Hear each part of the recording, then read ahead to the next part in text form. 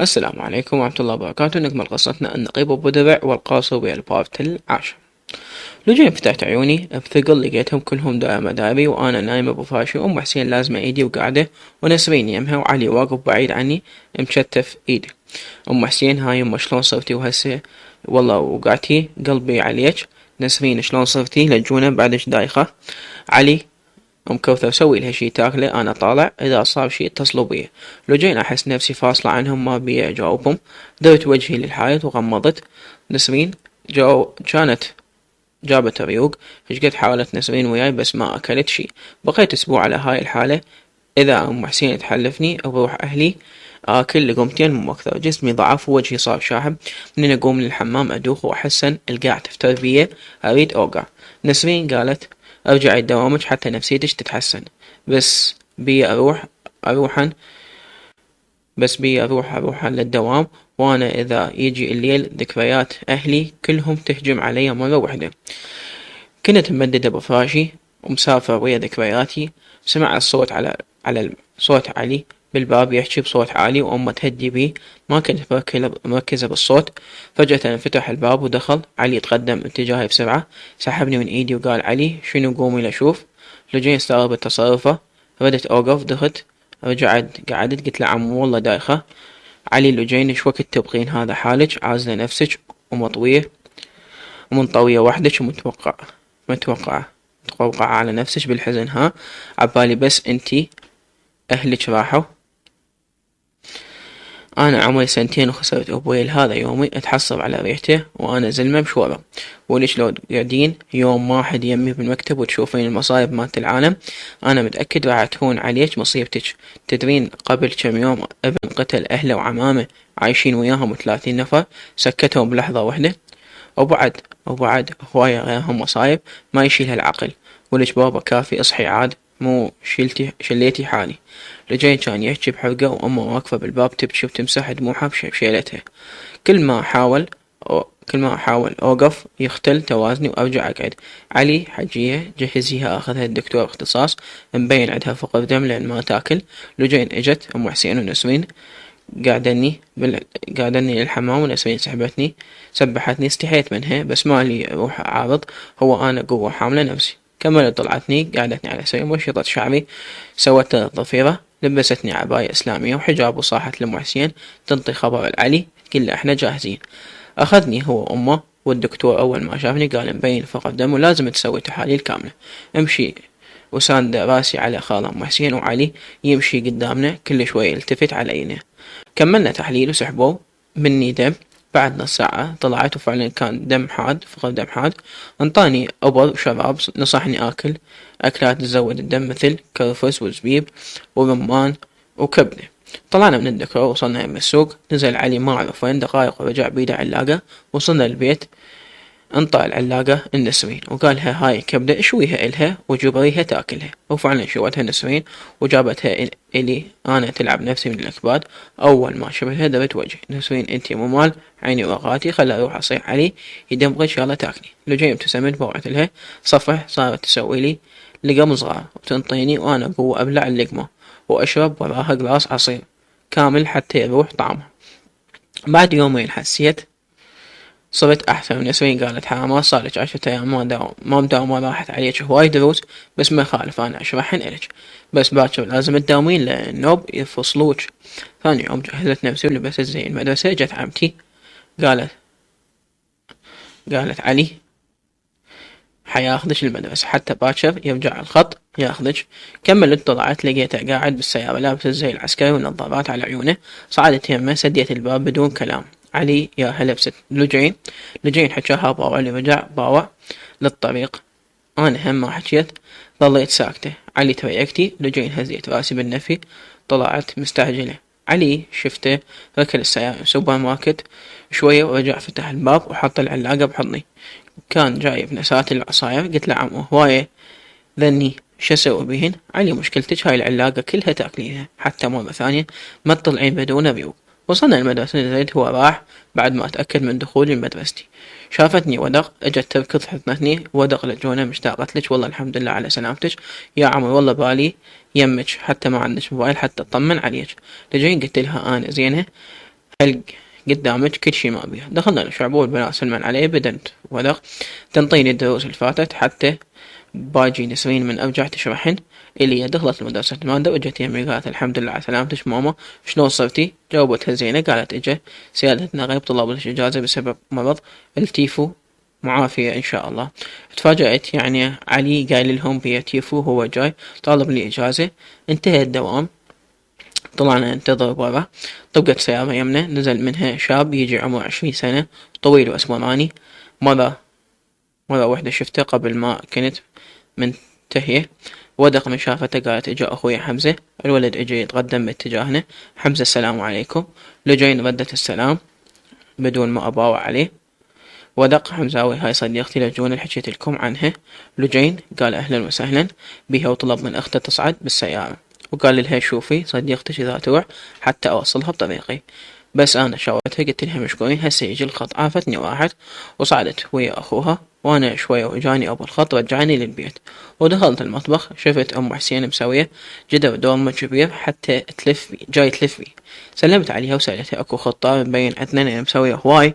ام حسين اي والله يمه اليوم بناتي اثنين هن يجن صار لهن 5 اشهر ما جايات لان دربهم بعيد واطفالهن بالروضة وانا واللي بالمدرسة ما يقدرن يجن ومن يجن يظلن يومين يردن لبيوتهن. رحت الغرفة نزعت ملابسي ولبست تراك ومشطت شعري ورجعت ضفرته. طلعت يمها بديت اساعدها تطلب مني اجيبه الها.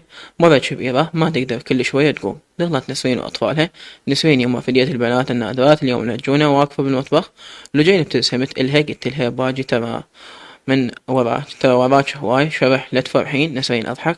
دخل لي افتح. بعدني ما دخلت لقيتيني خلي شوية راسي يبرد من دوخة صف أول ابتدائي. شونو بعدهم البنات ما وصلوا. أم حسين اتصلت بيهن قالن ما ظل شي ونوصل. يلا يما بدلي وتعاي ساعديني ترى زلمهن وياهن يتغدون ويرجعون. لجين ورا ربع ساعة سمعنا هوامن. راح محمد يركض فتح الباب. كنت واقف في المطبخ أباوع من الجامع. دخلن 2 نسوان وياهن أطفال وزلم 2 دخلوا للاستقبال وهن اجن دخلن من باب المطبخ. أم حسين قامت حضنتهن وهن هم حاضناتها ويبوسن براسها. النوب سلمن على نسرين وأم حسين نزلت تبوس الجهال. كانت طوال الخشنات مو ناعمات بس وحدة بشرتها بيضة والثانية حنطية. اجت وحدة منهن سلمت علي والتفتت المها ما تعرفني منو. أم حسين قالت هسه قاعدين وبعدين تعرفنها منو. عرفت المرأة البيضة تصير بيداء بنت أم حسين والحنطية هنا بنتها الثانية. بس هنا حتى ما سلمت ولا عبالك تشوفني قدامها. سلمت على أمها ونسرين وأنا عبرتني رغم كنت واقفة أريد أسلم عليها. أم حسين يلا نسوا جهزن غداكن حتى ما نأخذهم خطية وما هم طريق. لجين شوية ودخل حسين وعلي دخل وراه. من شافوهم راح يسلم عليهم وحضن أخوته. علي شال ابن هناء يبوس بيه وحسين الجهال التمت عليه لأن حسين طبعا مرح مو مثل علي طبعه جدي ونادرا تشوفه يضحك. صبينا الغداء لهم كلهم اتجمعوا غرفة أم حسين بعد ما شربوا شاي وترخصوا حتى يرجعون لأن طريق طويل. راحوا أزواجهم بقوا بس أخوتهم قاعدين يسألون عن أحوالهم وليش هالقد يتأخرن وهن يعتذرون بأطفالهم. مدارس وفوق ما هذا ما يتحملون الطريق الطويل. بعد مدة من الزمن حسين وعلي طلعوا قالوا لا طبخن شي راح نجيب عشاء جاهز. بعد ما راحوا قعدنا كنا سوا وهنا بعد ما قدرت تتحمل أكثر التفتت علي وسألت أمها منو هاي. أم حسين لجونا مرت علي. لجين 2 فتحن عيونهن مظلومات بس بيداء ابتسمت ورجعت من جديد باستني وقالت بيداء شنو سالفة أخوي قام يحجز 2 واضحك. هنا شنو السالفة حجية وشيماء مو خطيبته بس شي يسمونها خاطب مرة ثانية. بيداء هنا ترى انتي بطرانة. أنا من البداية ما حبيت شيماء لين تتعاقل وشايفة نفسها هي ولا عنها. نشوف هاي العصفورة هاي شلون تخبل وهاد والله أخويا طلع يعرف يصطاد. هنا انتي لا ما تحبين شيماء ما تريديها ترى عيب تفضلين الغريبة على بنت عمك. أم حسين هنا يمو عيب هالحكي هذا فشلة من أخوش توج اجيتي لا سمعين حكاية اتغثى وانتي ما تعرفين قصتها المسكينة ولو تعرفيها كان ما حكيتي هالحكي. لجين عرفت انه طلعت قاعدة بغرفتي خلي اخذن راحة، وهنا مبينة مش شكلها صعبة ومو مثل اختها حبابة. طبع هنا نفس طبع شيماء سبحان الله، يمكن لان بنت عمها اطباعهن تشابه. دخلت ام حسين وقالت شكو ختلتي هنا تعالي اقعدي يمنا لا تزعلين من هنا تبع والله ما تعرفيها بس هي لسان، ولأن ما تعرفك هيك حكت. لجين لا خالة ما زعلت بس حكت حتى ازعل منها، وانا اصلا عندي امتحان باكر وهواي فايتني ادرس. طلعت ام حسين الليل انا حابسة روحي بالغرفة. اجت نسرين قالت نسرين قومي اتعشي، عرفتك تقعدين وحدك، ادري كلام هنا زعلك بس لا تدري لها بال. حتى بزواجي اعترضت تريد تفرض رأيها. تعالي قعدي يمي ومعليش بيها. لجين قمت ويا نسرين لقيتهم كلهم ملتمين على السفر يتعشون. أول ما دخلت ابتسمت بيداء ودنت بتها صاحت لي بيداء تعي مرتخي أريدك تقعدين يمي. لجين يبو يا قاعد شقي وبالعيني حكيتها وعلي قاعد. سمعت هناء حكت هناء خيتي الغالية ترى لا تعيشين الدور شكلك متابعة هواي هندي. ما سمعتي أمك قالت بس يخلص الاتفاق يرجعها. لجين زهورتني بكلامها قبل لا أقعد. غمت وقعدت يم بيداء غربت حلقها بيم أذني وحجت بيداء معليش بيها غليسي. لجين علي عاف الأكل وقام، هو كلش يحترمهن لأن أكبر منه. أم حسين ما قدرت تحكي وهي بتخاف تزعل، وهي بالسنة الحسنة تجي مرة.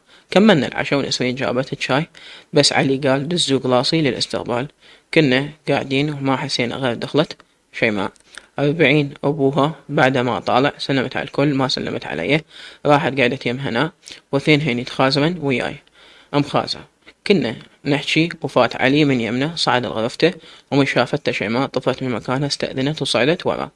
بعد ربع ساعة نزلت والعيون وارمة والوجه أحمر. بوعت لي بعين غضب وبسرعة لبست عبايتها تريد تروح لأهلها.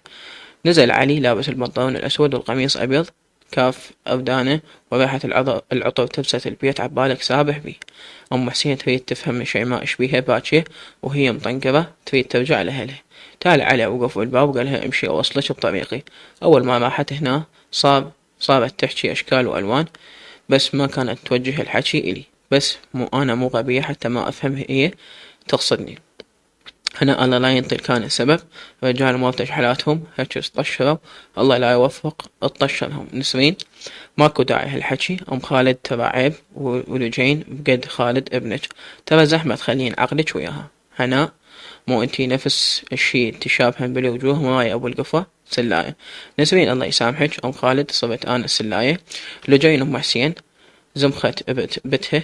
هنا هي أول يوم دخلت البيت سوت مشاكل، لو تبقى أسبوع شو راح تسوي؟